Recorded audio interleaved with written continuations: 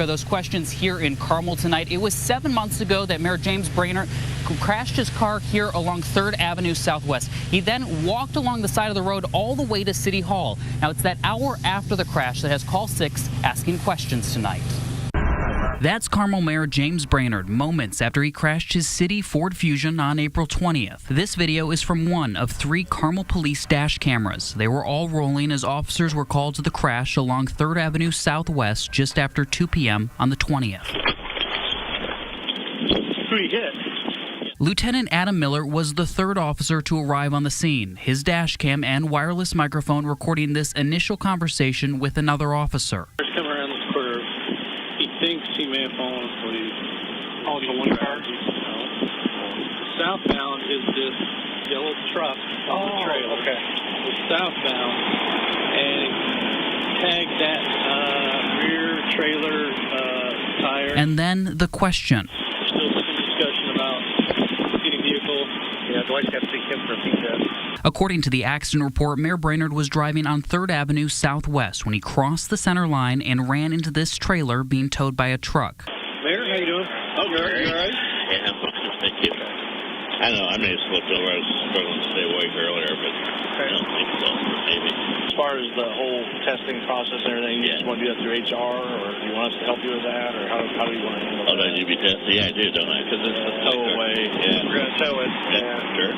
According to the City of Carmel's drug and alcohol testing policy, city employees driving city vehicles are required to take a post-accident test as soon as possible after an accident if one of the vehicles involved incurred disabling damage and must be transported away from the accident scene by a tow truck. And in this accident, the dash cameras show Mayor Brainerd's assigned city vehicle getting loaded onto a tow truck and taken away from the scene. But it's what happened after the crash that's raising questions. In the dash camera video, you see Mayor Brainerd start walking towards City Hall after talking with police, even though those officers offered to give him a ride.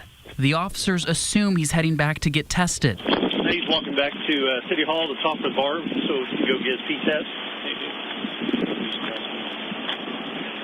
Well, he's going to have to go get tested now.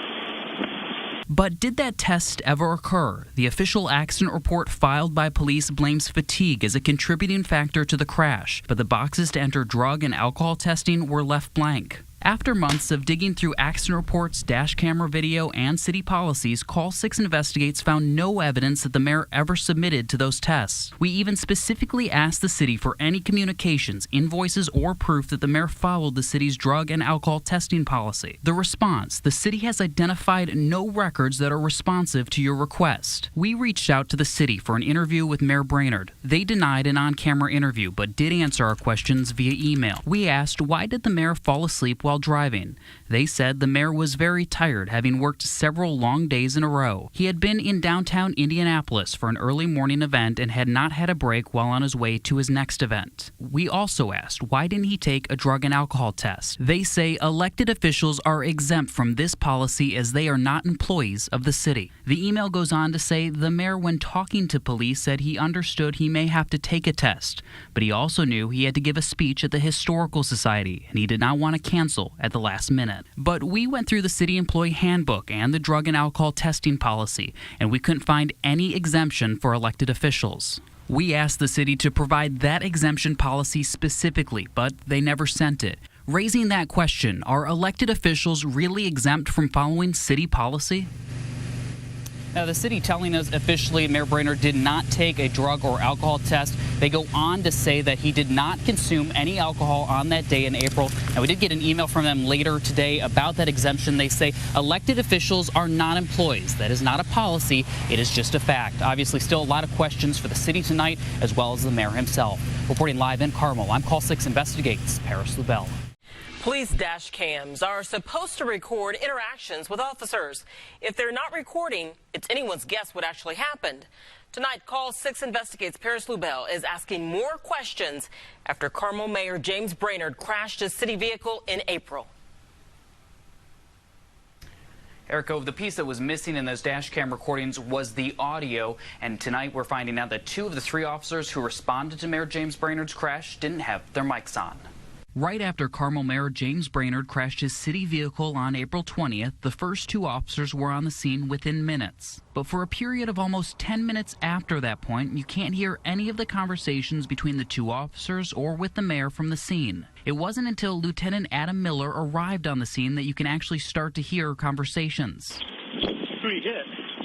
So during this high-profile crash involving the Carmel mayor, Call 6 is asking why there isn't any audio from two of the three officers. It's because the first two officers never turned on their wireless microphones. If they had been on, this box on the dash cam recording screen would have turned green. Instead, those two officers' dash camera systems only record audio from inside the car. In one car, you hear the radio. In the other, just the sound of wipers. You can hear the other officers interacting on Lieutenant Miller's microphone, but what could be key parts of the conversation between officers are impossible to hear. He's walking back to City Hall to talk to Barb so he can go get his P-test. I know. Well, he's going to have to go get tested now. And create questions about the mayor's state. We reached out to Carmel Police for an interview. They declined, but the chief sent us an email. It says, "We currently do not require all officers to activate their in-car video system while at a traffic accident." The chief cites the police department's policy that the in-car audio-video system may be deactivated during non-enforcement activities, such as when protecting accident scenes. The chief goes on to say, while investigating the accident you are referring to, the reporting officer had his audio-video recording. The two other officers did not have their audio system on and are not required to by policy. Now you can see our whole investigation on Carmel Mayor James Brainerd's crash in a city car right now on the IndyChannel.com or inside the RTV6 app. Erica? Carmel officials say their elected officials don't have to follow the city handbook. Call 6 Investigates Paris Lewbel is working for you to get answers. Erica, the City of Carmel's employee handbook is 94 pages long, but the city says the mayor and other elected officials don't have to follow a single page of it. The City of Carmel's civilian employee handbook covers everything from safety to workplace violence to computer policies. But according to Nancy Heck, the city spokesperson, any of Carmel's elected officials don't need to follow it. It all comes after Call 6 Investigates uncovered that Mayor Brainerd did not take a drug or alcohol test after he crashed his city vehicle on April 20th, something that the city requires for each city employee if the car has to be towed away from the scene. The city says the mayor is an elected official and not a city employee, and thus those policies do not apply to him. Many of you asked on social media, why didn't we talk to the mayor directly? While the city did answer our questions via email, they declined all requests for an on-camera interview. So this weekend, before one of Mayor Brainerd's public events, we asked if we could have a moment of the mayor's time. Hey, Mr. Mayor. How are you? All right. Paris, Channel 6. Can I talk to you a little bit about your accident? I've got 2 minutes. I got to meet the German consul over on the other side. I just want I'll bring him over to talk to you, too. Just want to set the record straight. Are you above city policy? Should you be above Not discussing that today. Mr. Mayor, can you want to set this record straight on your accident? Not at all? The city spokeswoman again directed me to email all questions. We again asked for an on-camera interview on Monday, but that specific request was never answered. So are all City of Carmel elected officials exempted as well? On Monday morning, we emailed everyone on the Carmel City Council, all 7 of them.